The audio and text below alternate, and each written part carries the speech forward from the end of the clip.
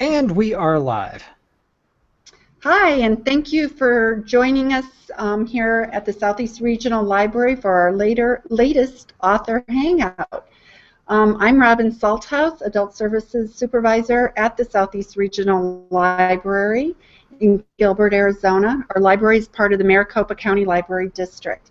And just so everybody knows online, I have an audience of about 13 people here. And to explain the online, introduce tonight's Hangout producer, Dan Messer, Maricopa County Library District Web Content Manager and Downloadable Content. Dan, can you explain how our online viewers can participate in tonight's Hangout? Absolutely. There's a couple ways you can actually do this. We are broadcasting live on YouTube as we speak. So there is a link that you can get to from our event, which is on the Hangout, which you can actually get to by just going through our website at www.mcldaz.org. And you can get to the event that way. It's pretty prominent. It's the first slide on the site that says, what this Hangout is. While we broadcast, we're broadcasting live on YouTube, and we're also broadcasting live on that event space. On the Google Hangout itself, there is a facility there to do Q&A, so if you type in a question, it'll appear here on my magical little Google Hangout panel, and we can pass that on to the author that we're visiting with tonight. And yeah, if you've got questions, if you're watching at home or watching there in the audience, welcome, and pass them on. My name is Daniel Messer. I'm the Web Content Manager for the Maricopa County Library District, and I do a lot of online media production. So Robin tends to rope me into these things when she has them, but it's always a pleasure to do them, and it's always a pleasure to meet the authors. Yeah. Thanks, Dan. No worries. Thank you. So let's get going. Tonight we're going to talk to Jana Bommersbach, author, journalist, teacher, and performer. Jana has won numerous awards for her writing and volunteer work. During this hangout, we are going to focus on her true crime story, The Trunk Murderess, Winnie Ruth Judd, which was chosen as the 2010 One Book Arizona title. One Book Arizona titles are sponsored by the Arizona State Library and Archives and are chosen and voted by Arizona librarians. Readers across the state are encouraged to read and discuss the winning title during April.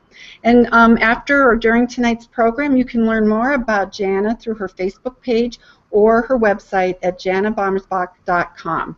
Jana, welcome, and thank you for joining us tonight from your downtown Phoenix, Arizona home. Thank you, Robin. I'm delighted to be here. This is going to be a very exciting evening. I have never done this before, so this is going to be a fun new experience for me. Well, great. So, Jana, I guess one thing as I was reading your book, I really got the sense as a journalist, as a writer, you put a lot of time in research in this book. How long did it actually take you to get it started from beginning to end? Well, I first got interested in this book when I first came to Arizona in the early 70s. And I was a brand new person here, and this story about Winnie Ruth Judd just sounded weird to me. I mean, it didn't sound like a story that was complete. It sounded like something that was very strange. And some gentleman had done a book the very year I got here in which they did a whole kind of review of her life and the case, in which they basically said, well, she's just guilty as hell and the heck with it, And I took that book with me when I went to Mexico for Carnival that year. And I remember sitting on the balcony in the mornings after a hangover of the night before and reading this book and saying, this doesn't make sense to me. There's something else going on here. And it took me like 15 years before I ever really got back into it. And it was because of Larry Debus, who had been her last attorney. And when I realized that he had been her attorney, I said, what the world was going on in that case? And he said, oh, man, if you knew what was happening in that case, old Phoenix would turn over in their grave. And he said, well, that sounds like my kind of story. And so I started working on it, and I worked on it for like 2 years, did pieces for New Times Magazine, the weekly magazine that I was working for then, and then sent off a proposal to New York, and Simon & Schuster decided to publish the book. And so here all of a sudden I'm going to write a book. And it was the first book I ever wrote, and I had a wonderful time writing it. And then they published it. It got all kinds of awards, and then it went out of print. And Poison Pen Press out of Scottsdale, which is a magnificent press, came to me and they said, you know, that book, people always want that book and we can't get it anymore. Why don't we republish the book? So in 2003, we republished it again under their imprint. And then that's the book that became the One Book Arizona in 2010. So this is a book that was first published in 1992, and it still has legs, and people are still talking about it. And that gives you an idea of how incredible this story is. Whoops! I think you knocked your microphone. Yeah, I knocked something, but that's okay. I'll be more careful. Okay. Well, and as I was reading the book too, Jana, you know, I've lived in Arizona now, in Phoenix, for almost 20 years, and what I read and some of my own community involvement, I'm wondering what you wrote about Arizona back then. How different is it really from now, and how different was it from other towns of that size in the 30s? So, kind of a two-part question there. Well, you know, Phoenix in the 1930s, when all this happened, was a town with an enormous ego and nothing to back it up with. They thought they were the biggest town between El Paso and LA, and they were physically the biggest town, but that didn't mean anything because it was just this little nothing of a town. It had no industry, it had no people. There were like, what, 40,000 people in Phoenix at the time or something. It was a small community. But they had this incredible ego that they were going to be this wonderful big metropolis someday. Well, they actually were right, because it did become a huge metropolis. But they had an overgrown ego, and the last thing that they wanted, one of the reasons that this story became so incredible, is the last thing they wanted was to have people talk about Phoenix, Arizona with death and people getting cut up, you know, bodies being dismembered, and all of these weird trunks and all this stuff. That was the last thing they wanted. And so they went way out of their way to try to cover everything up so that they wouldn't get any bad publicity. But people came streaming into Phoenix in this little tiny town, which basically Thomas Road was the northern boundary of Phoenix in those days. And it went from basically 7th Avenue to 7th Street, which is kind of the city. It was just this little tiny town. They came streaming in here to find out what happened in this case, and Phoenix was aghast that their first big national publicity should be over a horrible murder case. Yeah, and maybe just to kind of help people who maybe didn't have a chance to read the book, and maybe you give us a quick synopsis of kind of what created this huge uproar and media sensation. In 1931, October 16th of 1931, there was a double killing in a house in Phoenix, Arizona. But nobody knew about it for 3 days because the bodies of both victims were put into trunks and taken as Winnie Ruth Judd's luggage on the train from Phoenix to Los Angeles. They get to LA, and one of the trunks is bleeding, and they think it's contraband deer, which was, I guess, a big deal in those days. And so they demand that she open up the case. She says, well, I don't have the keys. I've got to go find my husband, get the keys. She disappears. They eventually pry open the case to find one whole dead body and another pieces of a dead body, a body that had been cut apart to fit into the trunk. There was also luggage behind the door of the woman's room that she had hand-carried that had more pieces of this body. I mean, it became the most incredible, sensational murder case in the 1930s in the entire world. It got attention in Europe, all over the place. In the United States, they could not get enough of this case. They called her the trunk murderess because the bodies had been found in trunks. And she was gone for 3 days. She was finally found in Los Angeles. She was all beaten up. She looked like she'd been through hell. She was bloody. She was bruised. She was beaten. She was, kind of delirious at the time. They brought her back to Phoenix, put her on trial, said she alone had done this entire thing, that she had killed these 2 girls in cold blood, her good girlfriends, and then had cut up one of the bodies, and then had put them in the trunk that weighed more than she weighed, and taken the trunk again across wooden floors that had no scratch marks, taken them out to Los Angeles, the whole thing, that she totally by herself had done this entire crime. Well, anybody who took 1 second looking at this thing thought, wait a minute, that does not make any sense whatsoever. We know somebody else is involved in this. Who? But the Phoenix police had no interest in getting anybody else involved. They wanted to pin the entire case on Winnie Ruth Judd. And they did. They had a trial. It was a horrible trial. In the end, they convicted her, and they sentenced her to hang for this crime, all by herself, as though she were the only person that had been involved in this case whatsoever. Well, the rest of the nation is looking at this stuff. Everybody's covering it. All the media is covering it. And they're saying, there is no way in the world this woman is by herself in this. Who is her accomplice? And why are they letting him or her skate? And so there was this huge ruckus about the whole thing. Henry Ford got involved. Eleanor Roosevelt got involved. They both are pleading for leniency for Winnie Ruth Judd. It became a cause célèbre around the entire nation.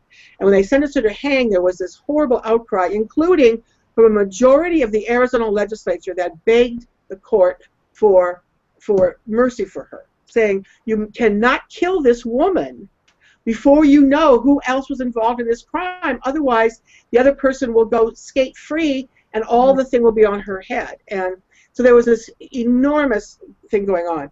72 hours before she was to hang down in Florence, she was declared insane.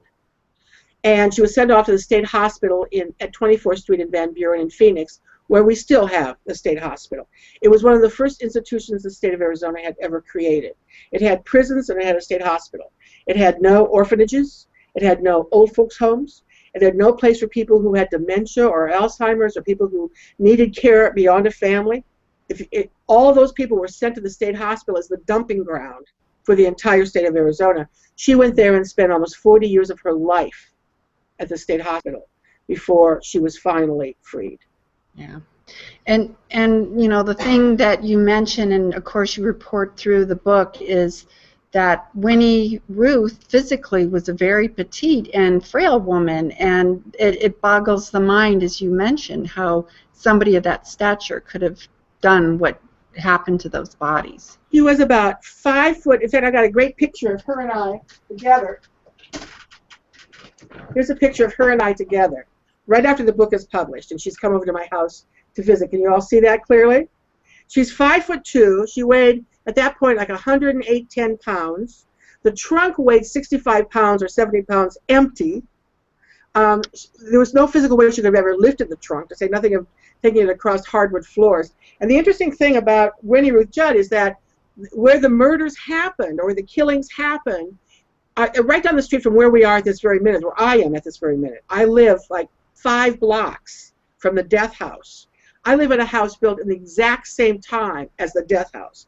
I have the same hardwood floors. I have the same molding in my house as they have in the death house. So I had an intimate knowledge of what that house was like, because I had scratched my floors. I'd had to redo my floors after pulling things across it and knowing how easily that would scratch. So there were some things that I knew about this story by living in the same kind of neighborhood that they had lived in.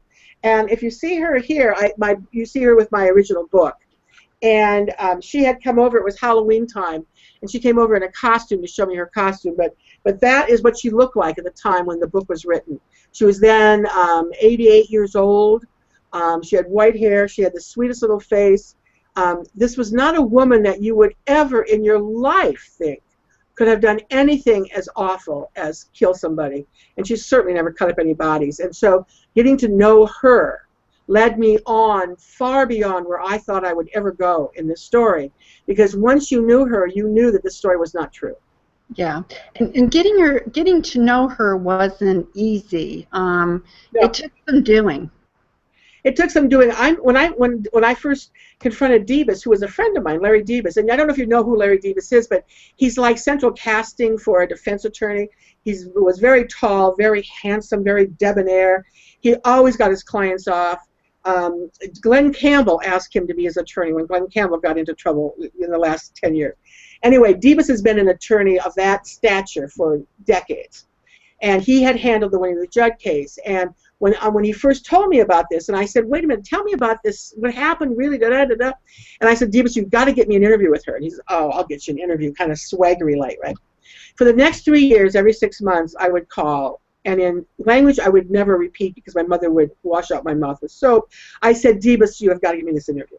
Because if this woman dies before I get a chance to talk to her, we're going to have a terrible time here. I could be the one to do this story. I should really find out what's really going on here. And it took 3 years, and finally he called and said, well, She said she'll talk to you, but, you know, it might take a long time. You're going to have to talk to her on the phone a lot of times. She's really nervous and the whole thing. And so I was unbelievably excited. So I called her up in January of 1990. And we started talking, and she was so sweet. She was like my grandma. I mean, she was just the sweet, soft-voiced lady. I'd kind of expected sort of a guttural, you know, like, yeah, lady, you know. I mean, you don't like to think someone who's supposed to be a double murderer and a butcher, Yeah. you don't expect them to sound like your grandmother, right? And so we were talking away, and all of a sudden I thought, you know, I'm just going to go for it because she and I are getting along really, really well, you know. I said, you know, I'd like to come and visit you. Well, that could be okay, she said. I said, well, good. Why don't I come and see you soon? You know, okay, good. She said, why don't you take the train? And I said, well, I'll probably fly. So the train, she said, well, you know, she says, it's so expensive to come over to, because she was in California then. So expensive to come to California. Why don't you stay with me? And I said, yes. My mother went berserk. Oh, my God, you are going to stay with that murderess? I said, mother. She's an 86-year-old lady. She's smaller than me. I can take care of myself. And besides, I don't think she did anything wrong. I mean, I don't think this woman had anything really to do with if there was a crime, it was a crime of passion. It was an accident. There was not a premeditated murder here whatsoever.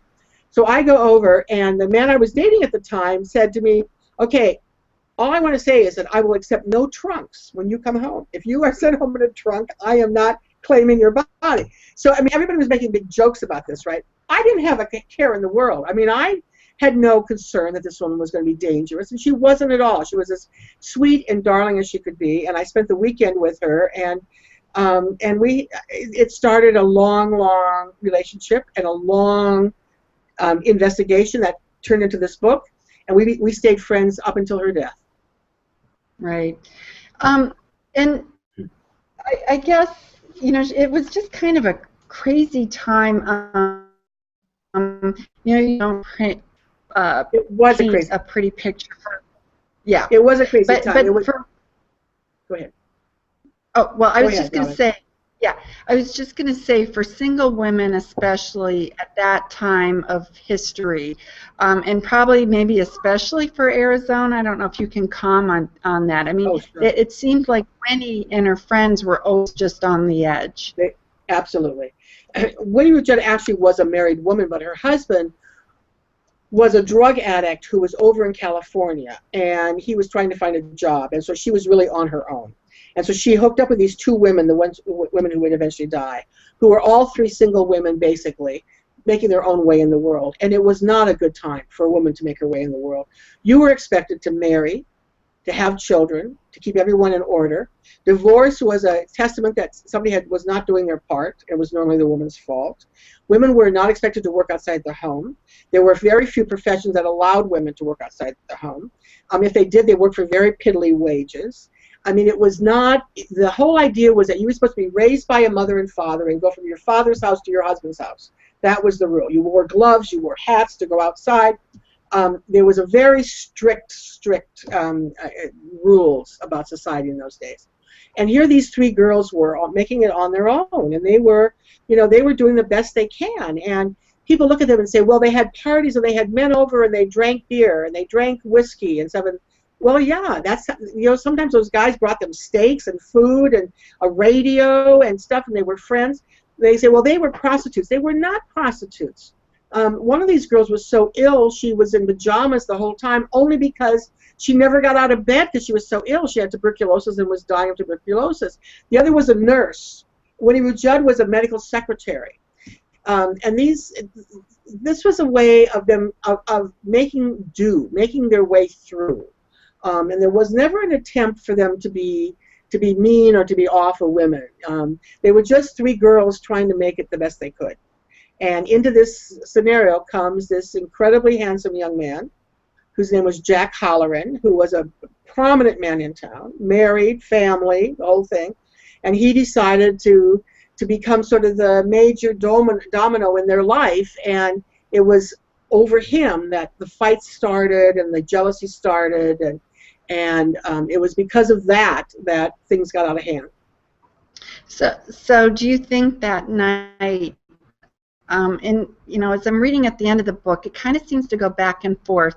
Was it, like you said, was it a fight of passion between the women, or was there something else? I know it was hard for you ever to get a clear story, and that was something else. So, is that I don't know if it was her as a person or just her experiences that maybe caused a lot of things to be blocked out, or I don't know. But yeah, it's a bit confusing. Did you ever feel you really kind of figured out the real what really happened that night? I think I did, because I found stuff that even Winnie didn't really seem to know.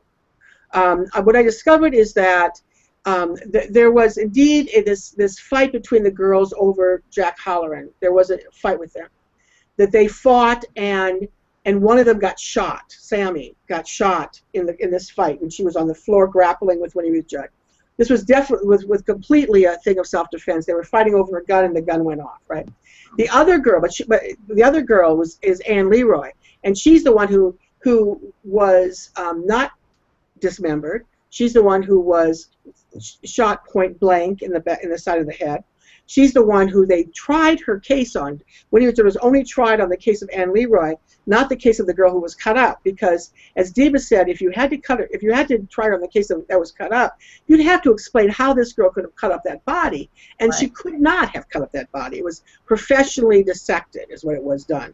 So they only tried her on the case of the body that was not cut up, and that was Anne. And nothing that Winnie Ruth Judd said about this story fit with how Anne died. What I discovered in exhaustive research of every newspaper that covered this story, many of which had gone out of business, and I had to go to the archives of these publications and get hundreds of pages of printouts, of Xeroxes, of stories that had been laid on a Xerox machine. And this is way before the internet that this story is being written. And from that, I discovered that there were really two different bullets that were discovered when they first discovered the bodies. Two different caliber bullets. If there's two different caliber bullets, every man in this audience knows there are two different kinds of guns. If there's two different kinds of guns, there are probably two different shooters. And my conclusion was that there indeed were two shooters. That Anne Leroy, who she was tried for, was never shot by Winnie Ruth Judd in the first place, but was shot by someone else. Sammy, the girl she had grappled with, was indeed shot by Winnie Ruth Judd in a struggle as they were struggling for their lives. And that was a self-defense struggle. And so the whole theory of this being a cold-blooded murder, premeditated, was all totally wrong. And it was easy to prove that it was totally wrong. There were no blood spatters to prove it, that would show it. There was no plan, there was no pattern in her behavior to show it. I mean, the day of the killings, Winnie Ruth Judd it was a payday. She had paid her rent. She'd paid on McAlpine's drugstore. She had paid on her grocery bill. If she was planning to kill these girls and get out of town, wouldn't she be keeping her money together? Wouldn't she be planning to keep that so she'd have a resource to get out of town? The day after the killing, they had already arranged for a car to go look at a house that the three of them were going to rent together. How do you do that if you're planning to kill them the night before? So all of those things I discovered in the course of my investigation showed me that indeed there was no premeditation here whatsoever. This was a crime of passion. This was a crime of an accident happening, and then someone came in at the end and finished it off, and then blamed the whole thing on Winnie Ruth Judd. Yeah.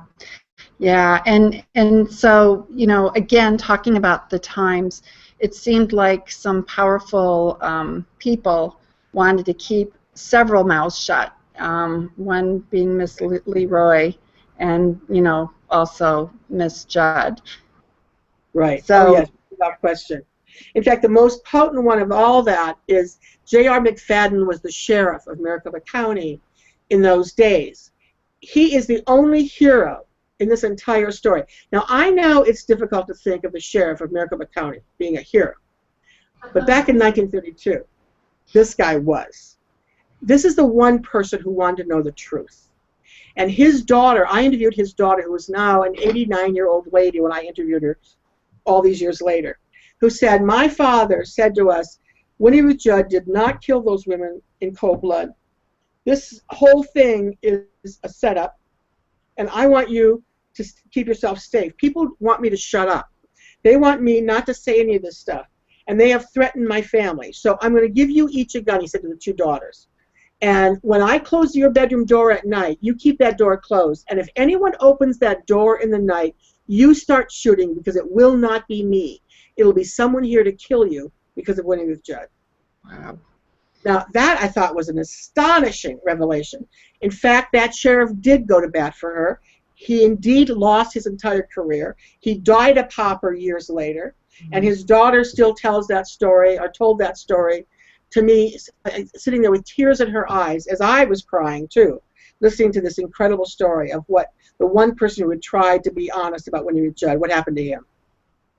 Yeah, and you know, I was just rereading the section where you know, her final had been caught after she'd lived free for so many years, and I almost got the sense that there were still people who wanted to keep her quiet. Is that, do you think that was true, or? I know that was true, and in fact, after I had been there to visit her, I got a frantic call from her, and she said, someone called me and said, oh, you're talking to Jana Bommersbach. You had better not tell her anything, or we will come and get you and throw you back into prison. And I went, they can't do that to you. They're threatening you. They can't possibly throw you back in prison. And she was just scared out of her mind. So I immediately called Debus. I immediately called then the mayor of Phoenix. I called all these people I knew, told them what was going on. They all agreed that this was totally wrong. This could not happen. She could not be sent back to prison. You know, we organized all kinds of stuff to convince her that this was not real. But somebody was still monitoring her attention in 1990 and knew that I had gone to California to talk to her and was threatening her that she should keep her mouth shut. So she never ever got under that threat that was always there. Yeah. So they had been vicious to her earlier, and they stayed vicious to her right to the end. Wow. And you know, I guess so. Phoenix all these years, I mean, are we in a better place in the court system with our investigations? Don't I wish? Don't I wish I could say to you that in the 30s these guys were buffoons and they were idiots and they were dishonest and they were awful? Don't I wish I could say to you, you can trust the Phoenix Police Department and the Maricopa County Sheriff's Office to do the right thing? Don't I wish I could tell you those things, and I cannot? Because I'm currently writing another book about a woman who spent 23 years on death row, and this poor girl is innocent as can be. And so I'm seeing the same patterns repeated again and again and again, and they're just as bad today as they were in the 1930s. We have not learned anything in all these years, I don't think. I think we still have to always keep an eye out for dishonest officers. We have a lot of wonderful police officers, men and women, who are trying so hard to do the right thing. But you have some bad apples in this justice system, quote unquote, that are screwing everything up. And these people are totally destroying our justice system. And I keep fighting against them, and I keep trying to write stories about them to expose all these kinds of things. So I'm writing the same kinds of stories now as I did back when I wrote about Winnie Ruth Judd. Yeah, yeah. Interesting. And on that, you know, with the whole destruction of the bodies and then trying to kind of hide the evidence, well, why did they decide, I don't know whose idea it was, to put those bodies in a trunk and send them to LA, where, you know, you would think there was a much more sophisticated law? I mean, did they want her caught, do you think? I mean, the desert at that time, you know, was vast. Right. Why did I've concluded that the easiest thing would have been to take those bodies, throw them in the desert, let the coyotes take care of them. And they would have. They'd have been happy to have the feast, right? No. If you go through all this machination to cut up the bodies, to fit them into trunks, put them on a train, get them to LA, tell the woman who's carrying the bodies there'll be someone in LA to meet you to dispose of these bodies, so just get them over there and we'll take care of all this stuff. You are intending for this woman to get caught with the merchandise. Yeah. Now, the only reason that you would get involved in any of this cover-up, which is, it's very clear that there was a huge cover-up, and I've also named in my book the people who are involved in that cover-up, but it's really clear just from the very physical strenuousness of these bodies and these trunks and stuff that there was far more than Winnie Ruth Judd involved. The only reason you get involved in this this cover-up is if you have something to do with the murders. Because let me ask every man in the audience or anyone who's watching this, if you were a man whose girlfriend had just killed 2 women in cold blood and you walked into the scene, would you say, oh honey, let me clean this up for you? Let me bring a trunk in from the garage, and let me get my doctor friend over here to cut up this body so we can dispose of it for you? Are you kidding me? You would say, sister, I don't know who you are, and you'd walk out the door and you'd be gone. The only reason you're still there is because you are involved in these murders. And that was the thing that kept driving me in my investigation, because that was the only thing that made sense. And every single person I talked to agreed that was the only way that it made sense. Yeah. And then, you know, then going on back to the trial, I mean, the atmosphere, it doesn't sound like the sensational trials, the media really has changed all that much between now and even with the 24/7. Jodi Arias had nothing on Winnie Ruth Judd. I mean, the trials we just had. I mean, if you can see this picture from the book, this is a picture of the women in the courtroom. They packed the courtroom every day to be able to sit there and to watch her. Here she is with her husband in the very front. She was a very beautiful. You can see how tiny she is, right? So the people were like lining up to be in this trial. I mean, the courtroom was totally jammed full of people, and everybody. This was the big thing. Jack Williams, who would become our governor at one point. Remember Jack Williams? Jack Williams was a young reporter. Remember him? He goes back several years, but he was a young reporter at KOI Radio then. He reconstructed the trial every day, and they would broadcast this on the broadcasting system from Arizona. Well, back east, because of the time changes, it was in the middle of the night, and so people back there could actually get the signal. And so that's how the rest of the country was listening to the Winnie Ruth Judd trial all the way during this whole thing, because Jack Williams was doing it. Jack Williams would eventually become the mayor of Phoenix when she was escaping, and he was the governor who would eventually commute her sentence. It's amazing how that his whole life, Winnie Ruth Judd was part of his whole life. Wow. Well, yeah, that was really interesting. So, you know, a lot of these people stayed in Phoenix, and probably to her detriment, you know, had long memories. So, yeah.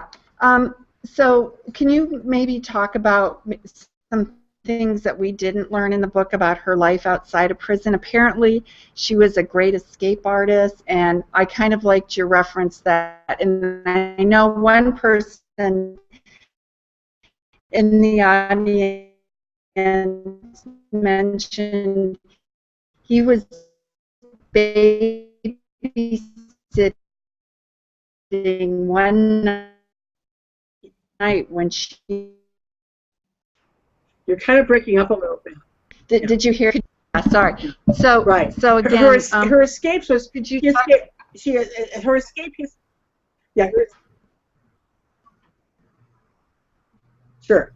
About her escapes, she escaped 7 times over the years that she was at the state mental hospital at 24th Street in Van Buren, to the great consternation of the entire city of Phoenix. I mean, the children growing up in those days had a nursery rhyme about not a nursery rhyme, but a jump rope rhyme about Winnie Ruth Judd will come and get you and cut you up in pieces and stuff, and their families would terrify them if they weren't following orders and saying, you get in this house right now because Winnie Ruth Judd is in the bushes, and scare the heck out of these children.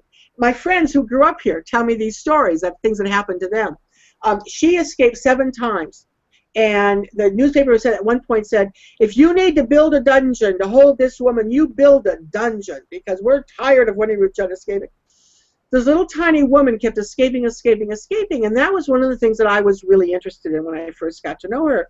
And so I said to her, I said, you know, I can't believe that you escaped so many times. And she said to me, well, you know, I had the key to the front door.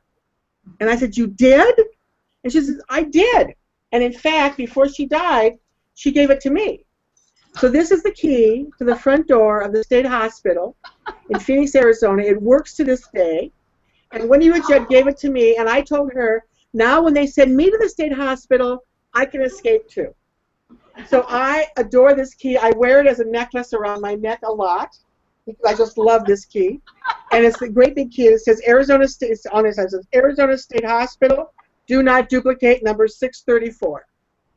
So she gave me this key one year, years later when she had moved back to Phoenix, and she said, and I said, well, you know, I need that key, and so I have that. So I have my safety band too now. So when they ever try to send me to the state hospital, I've got my thing. She also had what she called, this is what she called her salvation kit, her survival kit, she called it. It's a little lacquer box, as you can see, and inside were all kinds of little things. Here was a little radio she used in the 50s to monitor when the police were talking about her. And this is a little thing. You can't read it anymore, but it used to say that this was a souvenir of Florida. And one of the nurses in the hospital had brought it for her. And in here she had a little dollar bill, and she had little coins here. Now, if you pry off this back part here, that's where she kept the key. She hid it behind the dollar bill slot. And they would she'd get back, and she'd be holding on to this little purse in her hand, and they would never think a thing of it. It was just a little coin purse, right? But this is where she had put this key and hid it all these years. So she had all these things in her little survival kit, and one year she gave me the entire survival kit. She gave me the little transistor radio, the thing, and all of this. And it was under my Christmas tree, and I had to cry because. Yeah. What it said to me is that she no longer thought she needed it. And then I had to kind of worry because she thought that I did. So I now have Winnie Ruth Judd's survival kit that someday I'm going to have to give to a museum or something. And I have her key. And here was, friends have given me over the years, these glasses, because the Arizona Republic issued these glasses with Winnie Ruth Judd. They had all these different headlines about these news glasses. They put a whole set of these out. So someone has given me, I must have a dozen of these glasses, of Winnie Ruth Judd glasses. Winnie Ruth Judd was here. And so I have a lot of wonderful memorabilia from her. Plus she gave me beautiful things. She used to do a lot of handwork, and she gave me beautiful linens that she had done. And she gave me Christmas molds. She knows I love Christmas. She gave me ice cream molds that are shaped like a Christmas tree. She was a delightful woman, but I'll tell you, this key is one of my most prized possessions. Yeah, no, that's amazing. And on that note, I got the sense she was a kind person. She tried, you know, God-fearing. She was helpful. I mean, in the hospital, she was there and helped everybody. Anybody that came into contact really, you know, was touched by her. And even knowing that she supposedly did what she did, that very well-to-do family in California made sure, you know, they came to her defense in the end. That's right. She had many, many friends in Phoenix, and she had friends all over the country. When she had escaped the last time, she had ended up in California, and she ended up working for a very rich woman who had her as a maid. And when that woman died, her family took care of Winnie Ruth Judd, who was then known as Marion Lane, and took care of her. And then she was discovered at their estate and re-arrested and brought back to Arizona. Well, that family came forward to her and said, we will take care of her. We know this woman. We've known this woman for years. This is not a bad woman, and we will take care of her.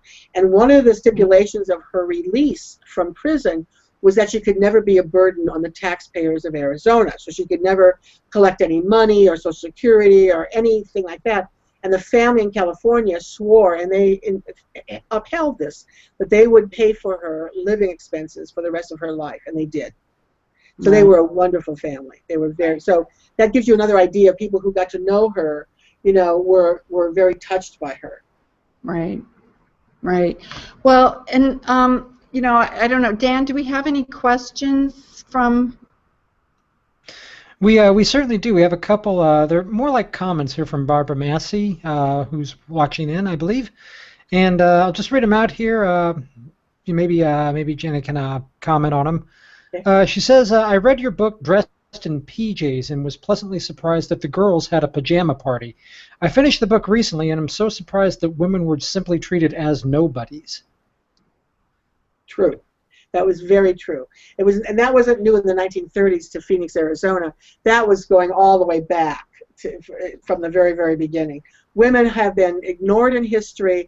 If you look at the history of the Western United States, you will think that men were the only people out here that came out here, which is absolutely untrue. And it is that one of my new passions is to write stories about the women of the Old West, to show the kind of strength of woman who in fact settled this country. But yeah, women were reduced to nothingness for a long time, and in fact, in many places, they still try to do that to this day. All right, one other one here. She says, I really learned a lot from your book regarding men in politics and did not realize that Arizona had so many folks that would not allow Miss Judd to speak her story. They kept lying to her, and others knew the truth, but no one stepped forward to help her. Right. That's exactly right. She was on her own. The only person was J.R. McFadden, the sheriff. He's the only one who tried very, very hard to get her. And in fact, he was really instrumental in getting people to start taking a new look. The other one who really helped her was the man who would eventually become the owner of Channel 3. And right now I'm thinking of his name. I know him so well. He would become the United States Senator. He'd become Supreme Court Justice. He was our governor. No, way before him. He was from Florence. Why am I not thinking of his name? I know his daughter so well. It was McFarland, Ernest McFarland. Ernest McFarland was a young attorney when Winnie Ruth Judd was down in prison in Florence waiting to be hanged. And her father came to him one day. Her father was a minister from Indiana who had moved out here to be with his daughter. They were poor as church mice, literally. They had nothing. The people of Florence were giving them donations and leftover food every day to feed the family. I mean, that's how poor they were, right? But he heard that Ernest McFarland was going to take this case, and he rushes into his office and says, Mr. McFarland, the Lord will bless you forever, and you will have this lovely life because you are being so kind to my daughter. And when he walked out, McFadden's law partner said to him, when did we take the Winnie Ruth Judd case? He says, apparently just right now. And he couldn't put this, tell this man no, so he indeed took the Winnie Ruth Judd case, and it was Ernest McFarland who kept her from being hanged, who got her declared insane at the last minute and sent her up to Florence. Up to 24th Street and Van Buren. So Ernest McFarland was the other real hero of this story. He would eventually go on to found Channel 3. And you knew his daughter Jewel Lewis, I think, very well. Her name's on Fabulous Buildings because she was a wonderful philanthropist in town, a dear friend of mine. And she said her father was always so thankful that he'd been able to save Winnie Ruth Judd's life. Well, and Jana, we have a question from one of our audience members. Okay. I'm going to turn it over to him. Good. Hi. I enjoyed very much your book. Thank you. I have two questions. Number one, how was Jack Halloran involved? That's the first question. The second one is, was Winnie Ruth Judd ever psychotic? You mentioned in the book that there was a history of psychiatric illness in her family, number one. Number two, she also went ballistic on occasion. For example, when Jack Halloran came and visited her when she was incarcerated, she just went off the scale, and he was not allowed to visit her anymore. Right. Winnie Ruth Judd did have psychotic episodes. She was not a very stable girl. She had come from a very poor family. She had married a doctor with every expectation that she was going to lead this wonderful life with a white picket fence and be a respectable young lady, and that world never happened for her because the man she married, who she claimed had been hooked on morphine during World War I, whatever the reason was, the man was not a good provider and could never hold a decent job. And so she had a lot of anxieties and a lot of psychosis around that. In spite of that, she was trying very hard to become a very good medical secretary so she could make a little bit better money. She was living on her own. She was being friendly with people. She was helping a little girl learn Spanish, who was her landlord's daughter. So although there was this side of her that had this psychotic issue, there was also a great part of her that was a normal woman who just had problems she had to deal with, right? Jack Halloran, the incident that you talk about with Jack Halloran when she went berserk, was because Jack Halloran made her go berserk. Jack Halloran's the bad guy in that story, not Winnie Ruth Judd.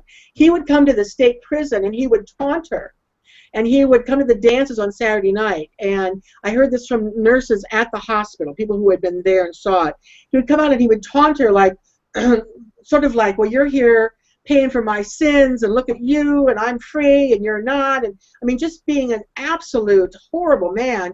And they finally banned him from the hospital because he was being so combative to her.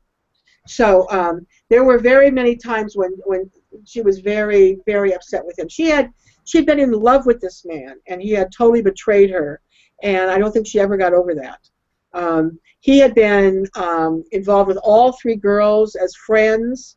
He had, in fact, been having an affair with Winnie Ruth Judd. They had been lovers, physical lovers.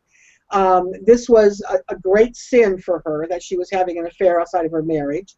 But she had loved this man, and she had trusted this man, and he had betrayed her on the first order, and I think that also helped drive her a little psychotic. Thank you. You're welcome. Anyone else from the internet, Dan? No, that's about all I have here. Any other questions? At least nothing's come through, so. Okay, well, don't forget to ask questions. Okay. But I do have a couple from an audience member. Have you ever been threatened for your investigation? Okay. I was told early on when I tried to talk to Halloran's family,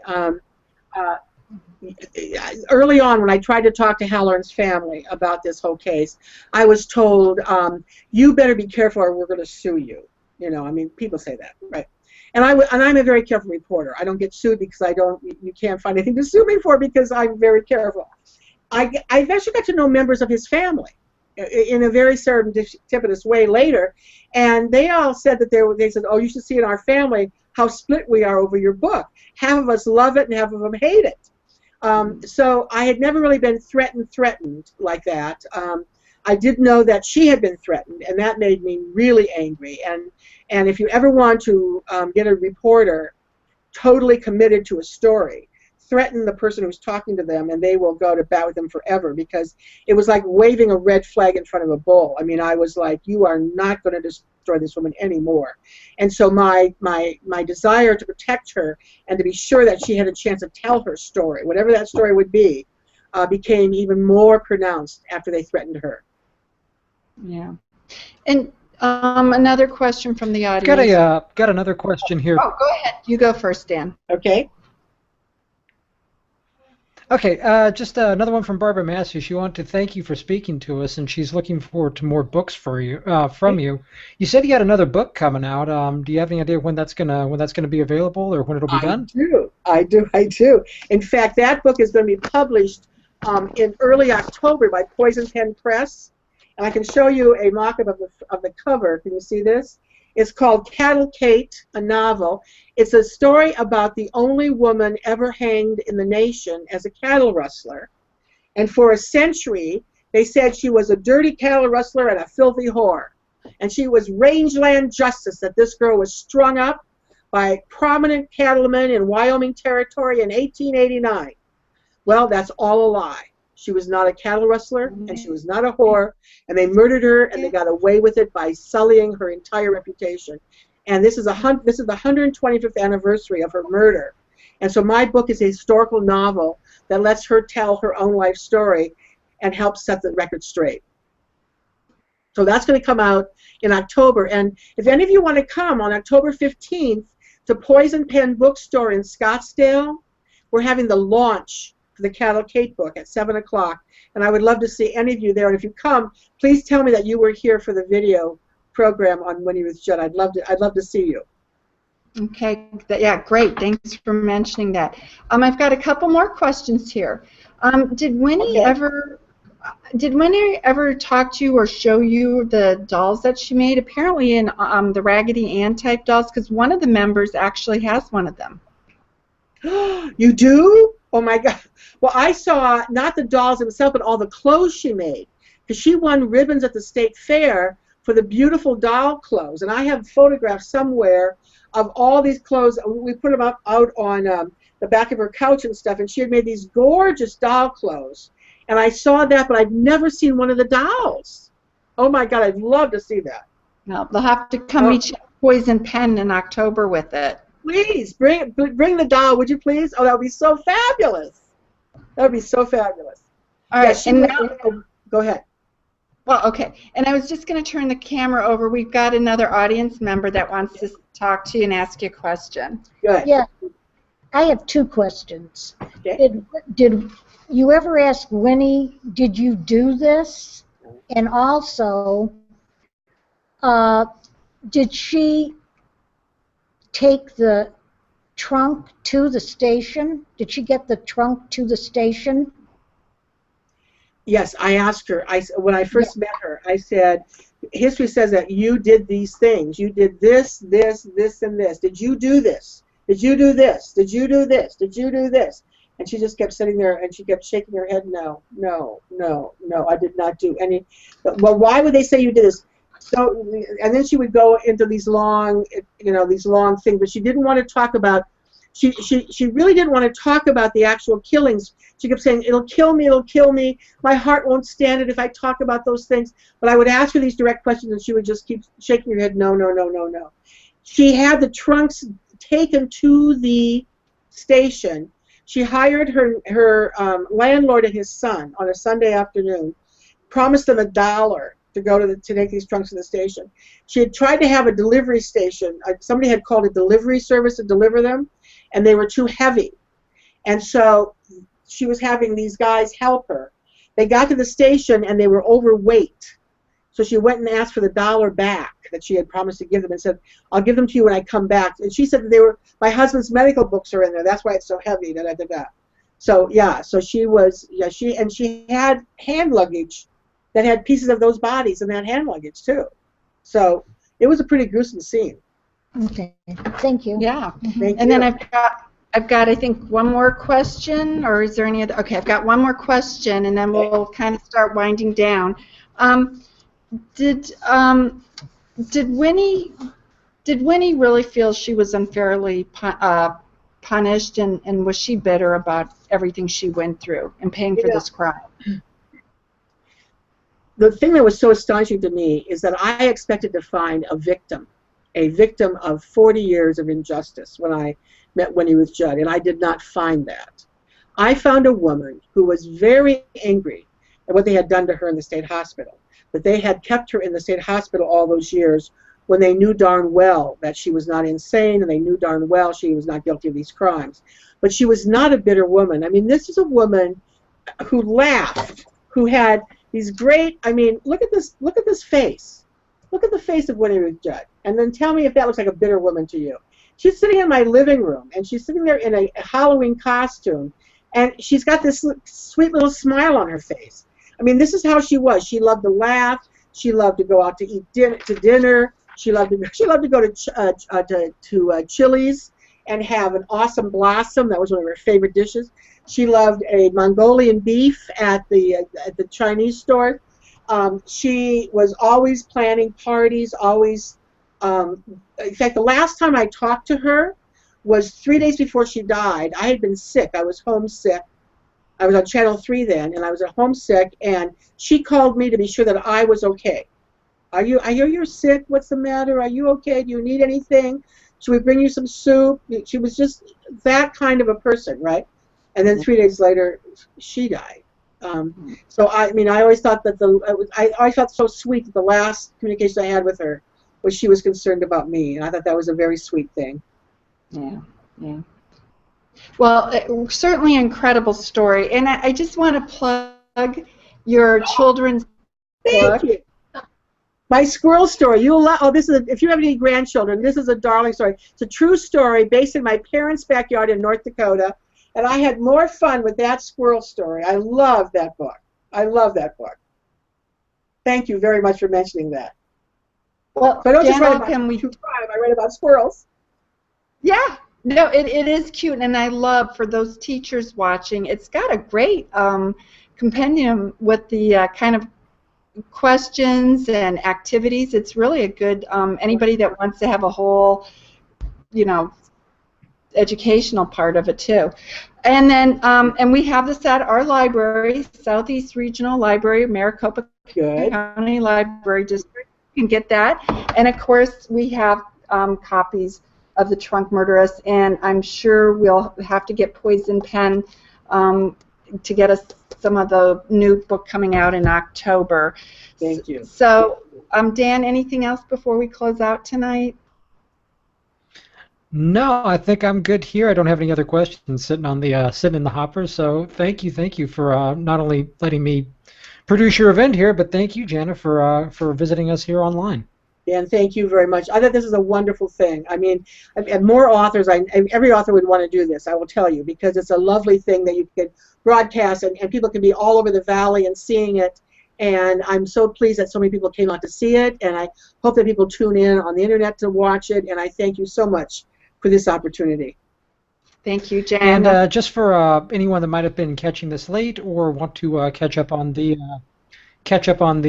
video if they got in late, or see the beginning of it, this will be archived on the Maricopa County Library District's YouTube channel. You can watch this and many other videos at youtube.com/mcldaz. Thank you very much. Okay, thank Christian again. Yes, Christian, my dear friend. Can you see him? Come over here. Let's just say hi to him. Oh, come on, Christian. Thank you so much. Good night. Thank you. All right, good night. Thank you. Right. Thank you. Good night. Take care now. Thanks, Dan.